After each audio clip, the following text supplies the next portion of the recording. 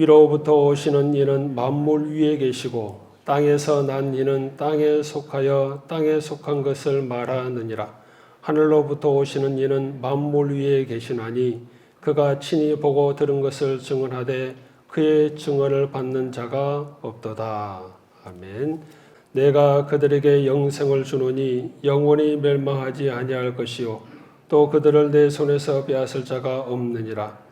그들을 주신 내 아버지는 만물보다 크심에 아무도 아버지 손에서 빼앗을 수 없느니라. 아멘. 우리 가슴에 손을 얹고 우리 같이 한번 선포하겠습니다. 예수님 안에 행복이 있습니다. 저는 예수님 안에 있습니다. 저는 예수님의 사람입니다. 말씀하소서 종이 듣겠습니다. 아멘. 자, 오늘은 하나님은 만물 위에 계십니다 라는 제목으로 하나님의 말씀을 전하겠습니다.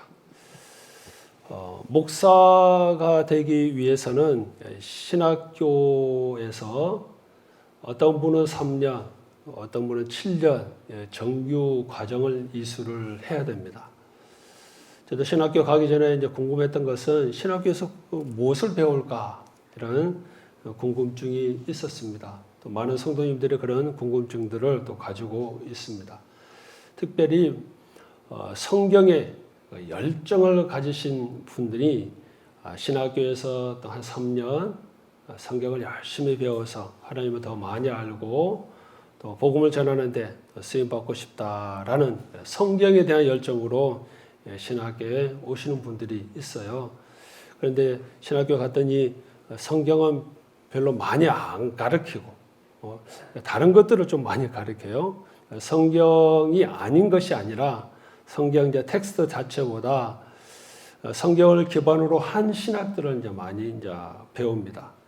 그 중에 조직 신학, 그래서 하나님이 누구신지, 예수님이 누구신지, 교회가 뭔지, 성령님이 누군지, 세상이 어떤 곳인지, 인간이 어떤 존재인지 그런 것들을 성경에 군데군데 있는 말씀들을 잘 조직화해서 가르치는 그런 조직 신학이 있어요. 또 하나는 이제 교회사가 있습니다. 교회가 세워진 이후로 이때까지 교회가 어떻게 흘러왔는지, 교회의 이제 흥망성쇠, 교회가 하나님의 역사를 어떻게 드러냈는지 그런 쭉 과정들을 역사를 교회에 관련 집중된 역사들을 배우는 교회사가 있어요. 또 실천 신학이라고 있습니다. 예배를 어떻게 드릴지, 설교를 어떻게 해야 되는지, 또 신방을 어떻게 해야 되는지, 목양을 어떻게 해야 되는지 그런 우리 흔히 교회에서 일어나는 이제 구체적인 디테일한 것들을 가르치는 실천 신학이 있고 또 하나는 이제 성경 신학이 있습니다. 구약과 신학, 성경 텍스트 자체만이 아니라 이 성경이 쓰여졌던 그때 당시 500년 전, 1000년 전 그때 그 고대 중동의 문화들을 발굴된 문화들을 또 기초로 해서 이 말씀이 어떤 배경에서 이렇게 쓰여졌는지 그런 것들을 연구하는 그런 이제 성경 신학이 이렇게 있어요. 크게는 이제 그렇게 한 4가지 신학으로 나누게 됩니다. 그 중에서 가장 중요하게 가장 먼저 배우는 것이 바로 이제 조직 신학이에요. 조직 신학에서 제일 첫 번째 주제는 바로 신론이라고 합니다. 하나님이 누구시냐? 신학교에서 가장 먼저 배우는 가장 먼저 접하게 되는 공부입니다. 그것이 뭐라고요? 신론이에요. 하나님이 누구시냐? 다시 말하면 무엇을 의미하느냐?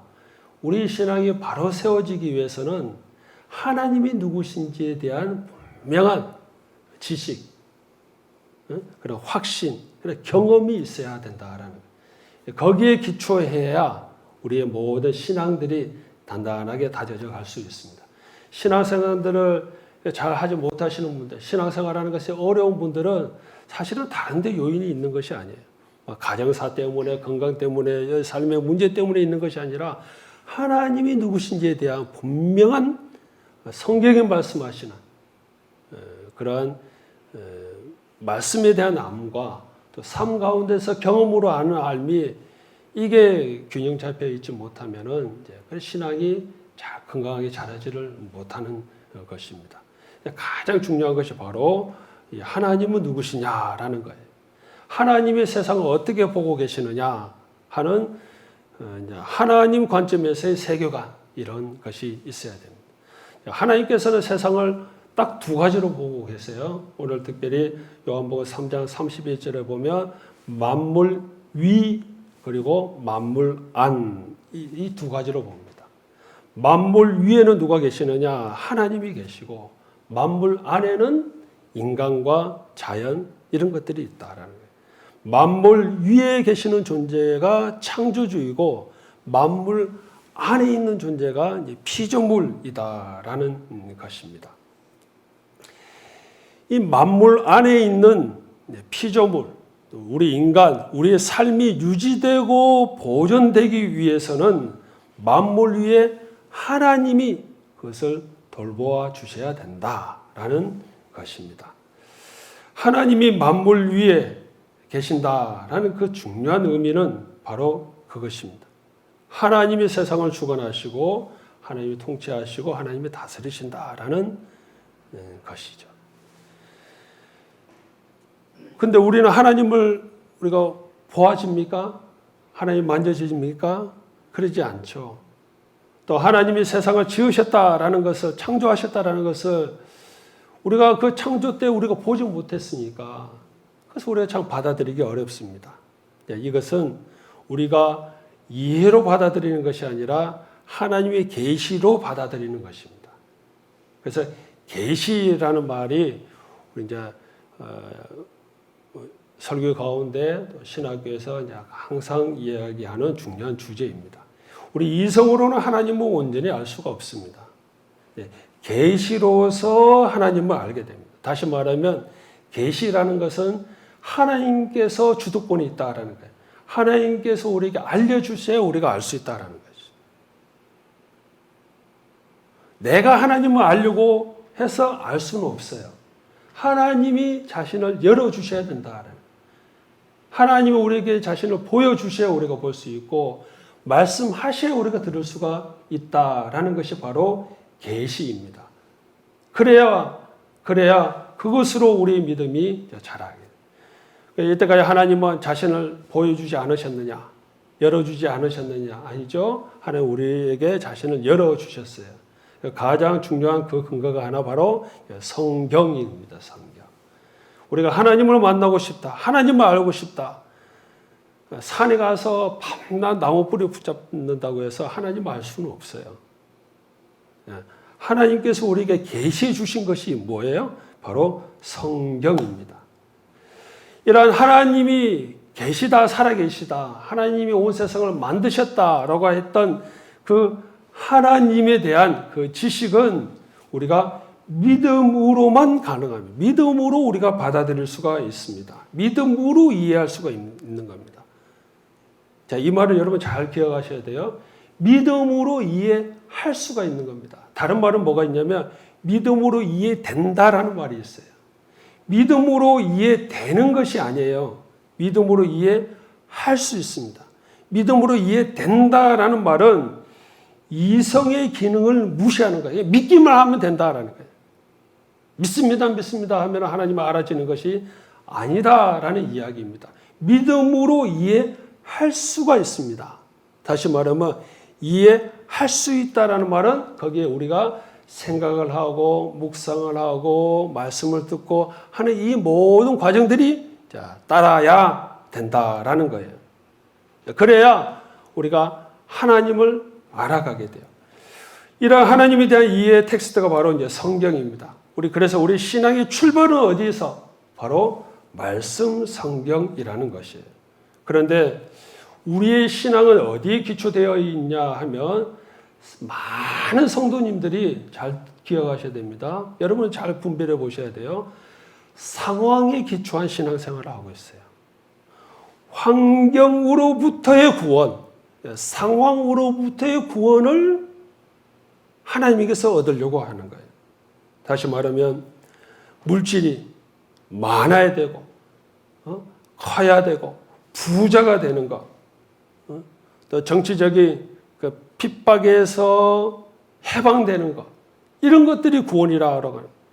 병든 자가 있으면 그냥 병이 스르르 다 낫는 것, 이런 것들을 중심으로 우리 신앙생활을 하는 것을 바로 상황으로부터의 구원, 환경으로부터의 구원이다라는 것입니다.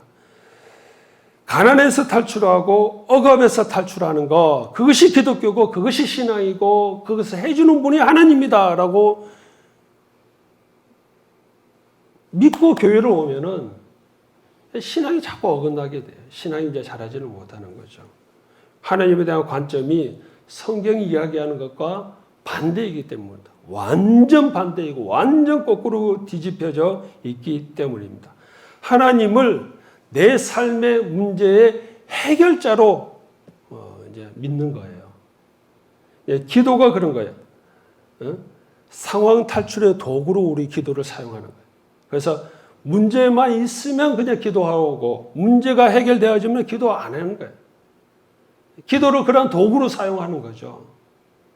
그냥 하나님이 말씀하시는 너희는 기도하라. 그 의도와 전혀 다른 거예요. 자, 이런 것들은 다 특별히 우리 한국 사람들은 우리 과거의 불교라든지 무속 신앙이 우리 신앙에 많이 좀 깔려 있어요. 거기에 다 기초한 그 백그라운드를 가지고 그대로 교회 와서 그냥 모양만 바뀐 거예요. 단체만 바뀐 것 뿐이다라는 거예요. 그래서 저도 뭐 예전에 교회에서 이제 연말에 되면 12월 30일 날 또 1월 날 성구 영신 예배 이렇게 드리잖아요. 기도 제목들 성도님들 써서 이제 다 달라고 그래요. 그래서 다 정리해서 목회자들 다 나누어서 기도를 해요. 근데 그 기도 내용들을 보면은 거의 한 90%가 하나님께 달라, 해달라, 요구해달라, 풀어달라, 복 달라, 다 그런 거. 하나님 더 많이 알아가는 해 되기를 소망합니다. 하나님 위해서 내가 좀 더 헌신한 그런 어떤 사역들을, 그런 기회를 나에게 주십시오. 하나님 나에게 주신 은사가 무엇입니까? 그걸 발견하게 해주시고 하나님의 영광을 위해서 쓰임받고 싶습니다. 그런 기도들은 거의 없고, 그래서 어떤 목사님은 그때 절에 한번 가봤대요. 절에도 보면 그런 걸 한다고 그러더라고요. 절에 보면은 절에는 이제 기와장에다가 그런 개개인의 하나의 소망들을 적는데요. 쭉 가서 봤더니 교회에서 성도들이 내는 기도 제목하고 불교에서 불자들의 기도 제목 내는 거 똑같다라는 거예요. 똑같아. 기독교와 불교가 무슨 차이가 있느냐? 예수 믿는 성도와 불자들과 무슨 차이가 있느냐? 그런 이야기를 하신 것을 들어보았습니다. 우리가 기도를 상황 탈출의 도구로 쓰면은 어떤 때는 그렇게 기도해서 기도 응답이 되어지기도 해요. 근데 기도에도 우리 문제가 그대로 있을 때가 있지 않습니까? 어떤 분들은 20년, 30년 동안 기도하는 제목들이 여전히 있어요. 근데 기도해도 응답되지 않는 그 문제로 인해서 그 문제들이 하나님의 향한 불신을 만들게 해요. 또 하나님을 향한 우리 열정들을 식어버리기도 해요. 또 방향이 틀어져 버려요. 나를 위한 신앙인지 하나님의 영광을 위한 신앙인지, 내가 예수 믿는 것이 내가 이 땅에서 좀 더 잘 먹고 잘 사고 편안하게 그것이 신앙의 목적인지, 하나님께서 우리를 부르신 이유, 우리를 구원하신 이유, 하나님의 자신의 아들을 십자가에 못 박혀 죽으신 이유, 하나님의 영광을 위해서 살아가는 존재로 내가 살아가야 된다라는 목표와 방향이 틀어져 버린다라는 것입니다. 자, 이러한 것이 여러분들의 개인의 책임만이 아니에요. 책임만이 아니다라는 말을 잘 들으셔야 됩니다. 그것이 아니다라고 설교로 숱하게 이야기해도 끊임없이 그것을 추구하는 성도들이 있다라는 거죠. 또 한편으로는 교회의 방향과 목회하시는 목사님들의 신학의 방향이 좀 잘못되어 있으면은 성도들이 그렇게 신앙의 방향이 결정되기도 해요. 목회자들의 신앙이 상황에서의 구원 신앙에 기초하고 있으면은 우리 신앙이 건강하게 자라지 못한다는 그러한 교회에는 주로 무엇을 많이 하냐면 사람의 감정 또 삶의 질을 높여주는 그런 목회에 치중하게 돼요. 사람의 감정을 잘 다독거리는 거예요. 이제 프로그램으로 또 설교로. 그래서 성도님들이 교회 오면은 심리적으로 위로를 받고 또 감정이 터치되고 그러한 예배. 그래서 어느 순간인가 많은 교회들이 이게 감동이 있는 예배가 예배의 핵심이 되어져 버렸어요. 감동이 있는 예배. 감동이 있는 예배. 무슨 이야기예요? 예배 드리면서 또 음악으로 또 찬양으로 뭐 이런저런 것으로 내 마음이 위로받고 편안하고 때로는 웃기도 하고 때로는 눈물도 흐르기도 하고 그러한 내 감정을 터치해주는 그러한 예배의 본질이 그것이다라고 이렇게 변질이 되어져 있습니다.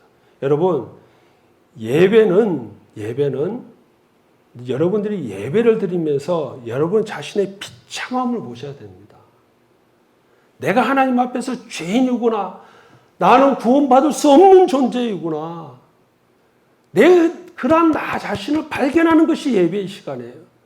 그러함에도 불구하고 도저히 가망이 없음에도 불구하고 하나님께서 인간이 되어주시고 하나님께서 당신의 아들 예수 그리스도를 그분은 아무런 죄도 없는데 나 때문에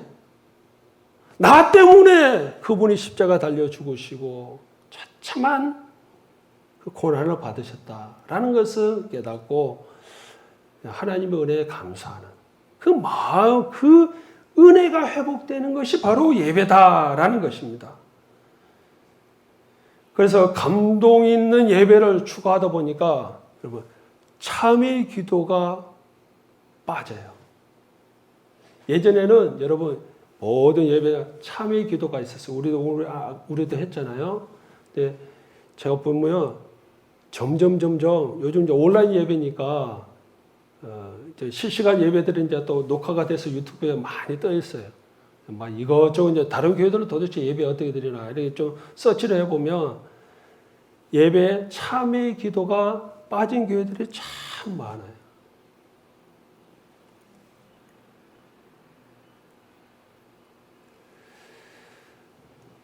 여러분 절대로 잘 기억하십시오. 절대로 우리가 참회나 회개 없이는 하나님 앞에 나아갈 수 없습니다.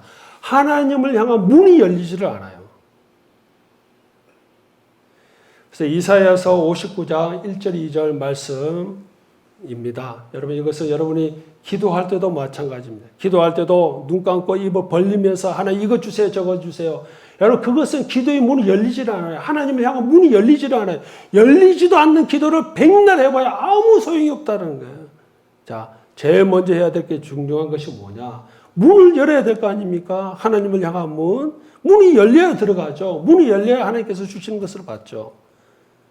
그래서 이사야서 59장 1절 2절에서 이야기를 해요. 우리 같이 한번 화면 보시면서 읽어보죠. 시작.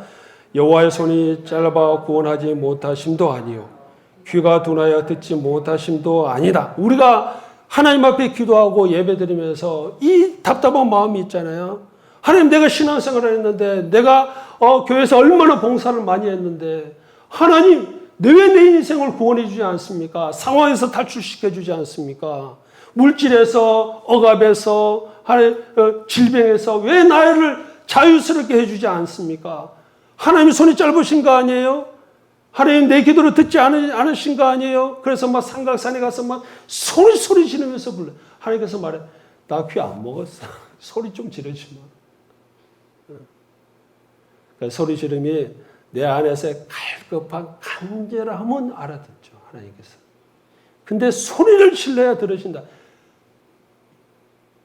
그런 소리 하지 말라라는 거예요. 자, 2절 그 다음에 있습니다. 오직 너희 죄악이 너희와 너희 하나님 사이를 갈라놓았고 너희 죄가 그의 얼굴을 가려서 너희에게서 듣지 않으시게 함이니라. 하나님이 듣지 못하는 것이 아니라 뭐가 막혀 있기 때문에 나와 하나님 사이에 죄가 가로막혀 있기 때문에 장벽이 무너져야, 문이 열려야 하나님이 들으실 거 아닙니까? 닫혀 있는데 어떻게 하나님께서 들으시겠느냐라는 거예요. 하나님이 전혀 못 듣는 것이 아니죠. 하나님이 듣고 계시지만 그거는 기도가 아니야라는 것이. 먼저 그거부터 해결해라고 하나님께서 하시는 거예요. 우리의 죄가 하나님과 우리 사이에 장벽이 되어 있다. 만약에 우리가 죄가 하나도 없다면, 여러분 일주일 동안 죄를 전혀 짓지 않는다면 참이 기도 안 해도 되죠. 그런데 안타까운 현실은 우리는 과거보다도 우리는 더 많이 죄를 짓고 있어요. 과거보다도 우리는 더 심각한 죄를 짓고 있습니다. 더 파괴적인 죄를 짓고 있어요. 어떤 죄냐? 이 시대의 가장 심각한 죄는 내가 하나님과 같이 되려고 하는 거예요. 우리의 교만의 죄예요. 우리 우상의 죄입니다. 하나님을 필요로 하지 않고 살아가려고 하는 그러한 죄가 우리 안에 내 주도적인 삶을 살고 싶은 것. 이 죄는 과거보다도 더 심해지고 있습니다. 더 강력합니다. 그러니 우리가 하나님 앞에 회개하지 않을 수가 없는 거죠. 자, 인간의 감정을 그렇게 고양시켜 주는 거, 높여 주는 거. 또 하나는 교회에서 삶의 질을 높여 주자. 그래서 현재 좀 보셨을지 모르겠어요. 교회 어떤 교회 문화센터 이런 것도 보셨어요? 문화센터. 교회 안에서 문화 강좌들을 막 벌려요. 여러 가지 벌려요. 옷수선 하는 강좌, 뜨개질 하는 강좌, POP 글씨 쓰는 그런 강좌, 이런 것도 있어요. 저희 어떤 교회라고 말하지는 못하겠는데 큰 교회예요. 유명한 교회입니다. 이런 말 알면 뭐 웬만한 분은 다 아는 교회인데 교회 안에 문화 강좌 이런 것도 있다. 사교 댄스. 관심 있으십니까? 어느 교회인지 알려드릴까요?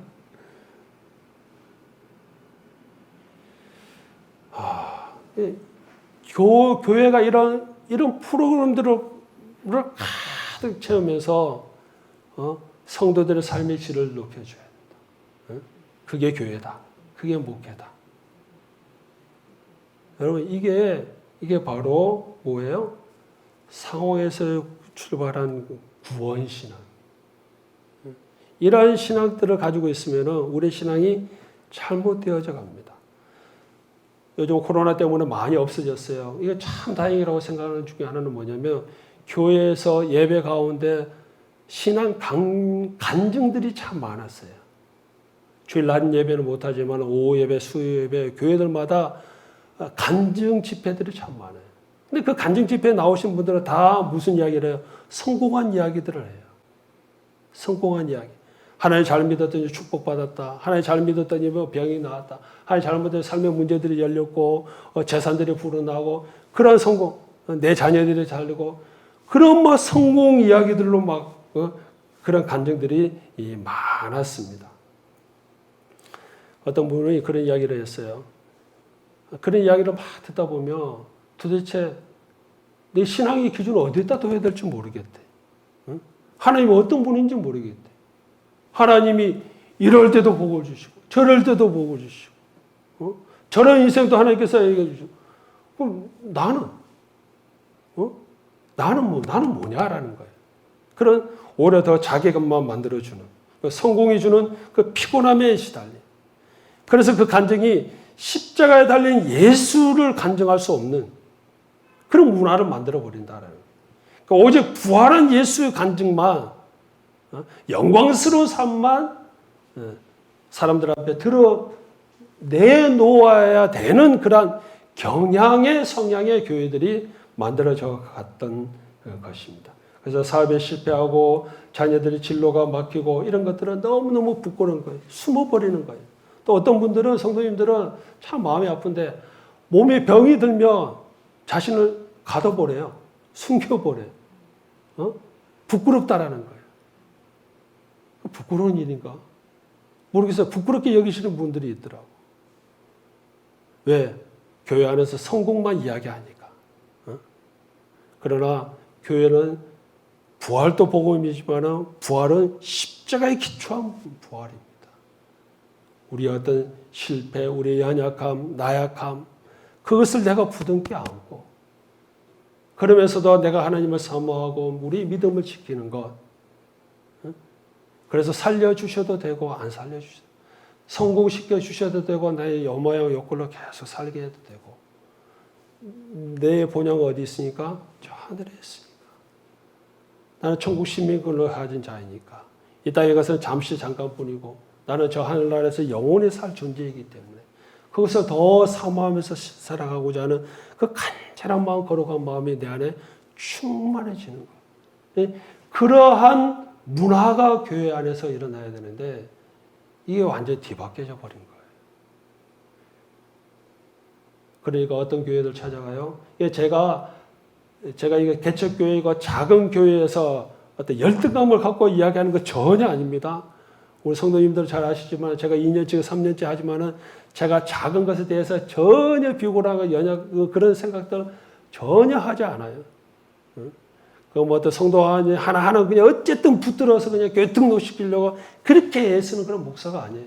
하나님 은혜를 구하고 기도를 하고 하나님께 축복해 주시면 또 그분이 근데 코드가 맞으면 같이 신앙생활 하는 거죠. 목회하는 거죠. 뭐 1000명이 있는 교회에 10명이 있는 교회, 5명이 있는 교회. 하나님의 입장에서는 그건 전혀 문제가 되지 않는 거잖아요. 그죠? 내가 예수 믿고, 예배를 통해서 하나님을 만나고, 내 자신을 발견하고, 내가 천국까지 내 믿음을 잘 지켜나갈 수 있으면은, 그것이 어떤 곳이든지, 10,000명 되는 교회가 그것을 잘 해준다면 그것도 참 복된 것이죠. 그것이 크든 작든의 문제가 아니다라는 것입니다.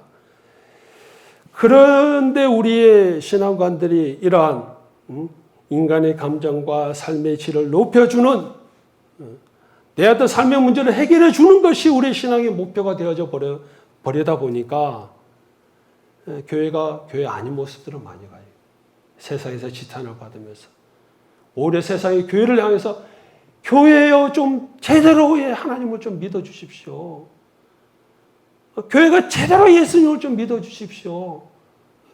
세상의 뉴스로 이런저런 소리로 교회를 향해서 외치고 있지 않습니까? 이런 인간 감정 중심의 그다음 삶의 질을 높여주는 신앙은 바로 심각한 죄는 뭐냐면 하나님을 만물 안에 가두어 버리는 거예요. 하나님은 만물 위에 계시는 분이신데 만물 안으로 하나님을 가두어 버립니다. 우리의 신앙을 만물 안에 가두어 버리는 거예요. 그래서 오늘날 우리의 신앙은 대부분 만물 안에 갇힌 신앙생활을 하고 있어요. 우리가 믿는 하나님은 만물 위에 계시는 하나님이신데 그래서 우리 신앙 또한 만물 위의 신앙으로 이 세상의 문제들을 초월해서 이 세상의 것들에 연연하지 않고 하나님을 섬기고 저 하늘나라를 사모하며 하나님의 영광을 위해서 살아가야 되는데 만물 안에 갇혀져 버렸어요. 그러니까 우리가 믿는 하나님은 너무너무 작은 거예요. 세상에 우리가 하나님을 믿는다고 할 때에게 그 하나님 그것밖에 안 돼? 이렇게 비웃는 것입니다. 우리 하나님은 너무너무 작으세요. 대기업 총수보다도 작고 대통령보다 초라하고 의사보다도 무능하고 은행장보다도 가난한 하나님 바로 우리가 믿는 하나님이 되어져 버렸다라는 겁니다. 신앙을 상황 해결, 감정 만족, 수준 높은 삶으로 제한하는 것 이때 하나님은 만물 위에 계신 하나님 창조주가 되어지시는 것이 아니라 많은 신들 중에 하나의 신이 되어져 버립니다. 불교에 있는 석가나 저 인도에 있는 그 뭐 허다한 그 뭐 미신 같은 그런 신의 하나에 불과한 것이 만물 안에 갇힌 하나님, 무능한 하나님이 되어 계시는 거예요. 네, 여러분 하나님이 크십니까? 만물이 큽니까? 그것도 질문이라고 하세요. 그래, 표지.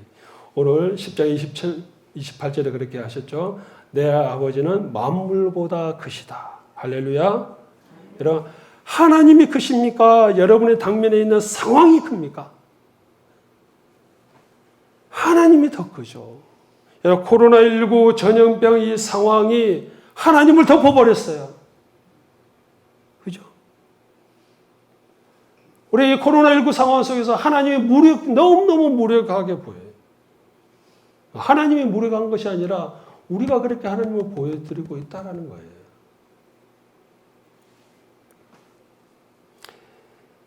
우리는 하나님을 가볍게 여기는 이런 시대에 살고 있습니다. 하나님이 과학보다도 가볍고 하나님이 통계보다도 심리학보다도 가볍습니다. 백신보다도 가볍습니다. 하나님에 대한 두려움과 경외가 사라진 시대, 만물 안에 갇힌 신앙 생활을 우리가 하고 있다라는 거예요. 자, 그러면 우리 정리합니다. 만물 안에 갇힌 신앙을 벗어나려면 어떻게 해야 됩니까? 만물 위에 계신 하나님을 바로 믿어요. 바로 봐야 돼요. 그 하나님을 우리가 날마다 찬양해야 돼요. 만물 위에 계신 하나님. 이성으로 알 수 없고 이해되지 않지만 계시하신 하나님, 그 하나님을 내가 믿는 것입니다. 할렐루야. 여러분, 신앙생활은 어디에서 출발해요? 계시에서 출발하는 거예요. 신앙은 나의 이해와 경험에서 시작되는 것이 아닙니다. 상황에서 시작되는 것이 아닙니다. 여러분, 신앙을 상황에서 자꾸 시작하려고 하려면 여러분의 마음속에 두려움은 절대로 사라지지 않습니다. 하나의 두려움이 해결되면 또 다른 두려움이 와요. 건강의 두려움이 해결되면 물질의 두려움이 오고, 물질의 두려움이 해결되면 관계의 두려움이 오고, 관계의 두려움이 해결되면 미래에 대한 두려움이 오고, 그 두려움은 우리를 꽁꽁 묶어둬요. 여러분, 신앙은 여러분의 예수님을 믿으려고 해서 믿은 것이 아닙니다. 내가 믿고 싶어서 믿은 것이 아니에요. 여러분, 오늘 이 날, 이 주일에 하나님 앞에 오늘 내가 오늘 교회나 가볼까? 할 일도 없는데, 비도 오는데, 꿉꿉한데, 그 마음으로 오신 것이 아니라 하나님이 오게 하신 것입니다. 그러면 오늘 여러분들이 하나님 앞에 예배하면서 하나님께서 나에게 주시는 말씀이 뭘까? 하나님의 뜻이 무엇일까? 내가 어떻게 하나님을 바로 믿고 신앙생활을 해야 될까? 요 관점으로 가셔야 돼요. 어쩌다가 온 것이 아닙니다. 실수해서 우연히 온 것이 아니다라는 사실이에요. 그것이 바로 하나님의 주도의 신앙, 하나님의 선택에 의한 신앙, 하나님 계시의 사건입니다. 여러분, 구원은 하나님의 주도적인 은혜로 우리가 받는 것입니다. 그래서 여러분들도 좀 걱정하고 염려하시겠지만 여러분의 주위에 그런 분들도 계실 거예요. 예전에 젊었을 때 신앙생활 참 잘했는데 예수님 잘 믿었는데 어쩌다가 나이가 들어서 치매에 걸리잖아요. 치매에 걸리면 이제 누구도 못 알아봐요. 남편도 자식도 아내도 못 알아보잖아요. 근데 그 중에 이제 걱정이 뭐냐면은 이제 본인은 걱정이 없죠. 치매니까. 주위에서 옆에 있는 가족들이 아니면 그분을 사랑했던 어떤 권사님들이 목회자들이 저희 하나님 또 잊어버리지 않을까? 어? 교회 못 나오고 예배를 못 드리니까 저 신앙이 어떻게 될까? 저러다가 천국 가지 못할까? 여러분, 그런 생각 자체가 뭐예요?